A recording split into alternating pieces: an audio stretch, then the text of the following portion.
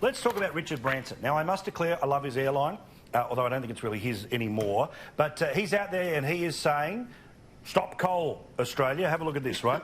I'm afraid that Australia must stop selling coal overseas to China. It must stop using coal in Australia. It's the most damaging thing that it can do. I would suggest that Australian government create a revolutionary clean energy, which would create thousands of jobs and than coal could ever produce. Why is he in the Australian media today? Because, well, this. Richard Branson launches Virgin Voyages and Virgin Australia partnership in Australia. He's got a new cruise ship. Now, I don't know how green cruise ships are today, but I'm pretty sure they take a little bit of coal-fire power to melt down some steel to be able to make the freaking boat. Or am I just being a smart aleck who's about to never be allowed to travel on his airline again, Rita? Well, with pleasure, really. He is the world's biggest hypocrite. This is the corporate virtue signalling we talk about, where it's all just, look at how moral I am, I'm taking this bold stand, but just don't have a look at my own business practices, because then you'll find that I do not live up to anything I preach. I mean, are his ships, are his planes running on solar panels? Are they running on some sort of new fuel source that we are not aware of? Are you kidding me? And if we're not providing coal, clean coal to China, where do you think they're going to get that coal from? Do you think they're just going to say, oh no, we'll just stop with our industries and productions, we'll just... Of course not. So for him to come here and to lecture us when he's got businesses that are massive emitters, sure, you can't get a plastic straw in the Virgin Lounge anymore. So that, again, that's the sort of grandstanding he does. But he's in this type of business that, if you actually believe what he preaches, is one of the biggest sinners in the business world. So where does he get off lecturing anybody? I just can't stand it. And this is a bloke who a few years ago strapped a naked chick to his back and went kite surfing. I mean, what is he on? But see, I've got to say, Corey, you know, I would love to be Richard Branson for a few different reasons. Apart from the money, apart from, you know, the quality beard, apart from the island in the Caribbean, he is somebody who, for whatever reason, the left will always give the benefit of the doubt to. He's a little bit like Howard Stern. Now, these guys were the worst of the worst in terms of how they liked to present themselves in the 1990s, but because they've sort of kissed the ring enough along the way, all is forgiven. And literally, no one points out, apart from this chat right now, that he's in the country to launch a giant ship. Yeah, well, credit where credit's due. He will massage his way into the media under any circumstances, and no stunt is too shameless.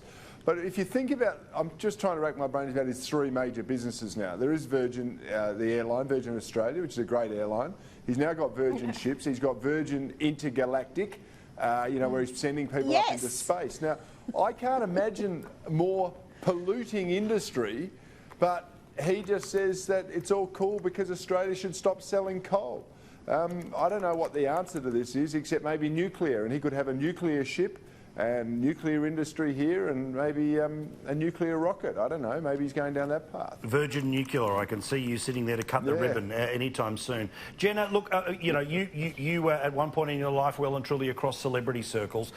What is it about certain people where just they are forgiven? And you know, I'm not suggesting there's anything nefarious about the bloke. It's just literally the fact that you can say one thing about coal and thump the table about pollution on the same day the reason you're in the country is to launch a cruise ship.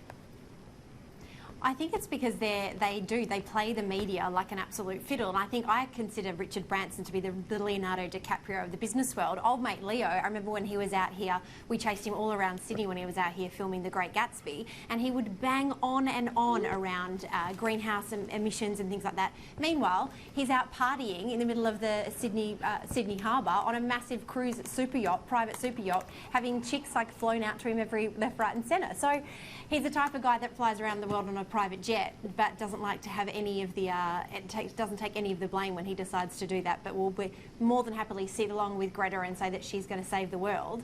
But they seem to skip it because the people like to take that one line that they present and don't read any more into it. It's not very three-dimensional from these guys. Now, Rita, Paul, you just said, is this a real picture? Because I'm going to show it on TV. I sent the video. I sent the video to your producer, so you can actually have the full minutes video. All right, let's get it up on TV, everyone. Come on.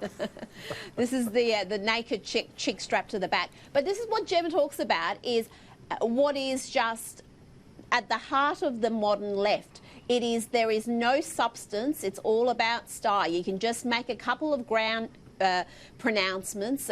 It doesn't matter what you actually practice in real life. It's not about doing. It's all about seeming. So you say a couple of things that put you in the woke category, and then you've got license to behave like an absolute imbecile, and they'll let you get away with it. I just think people are sick of the hypocrisy, though. People can smell the hypocrisy from a mile away, and they've had enough.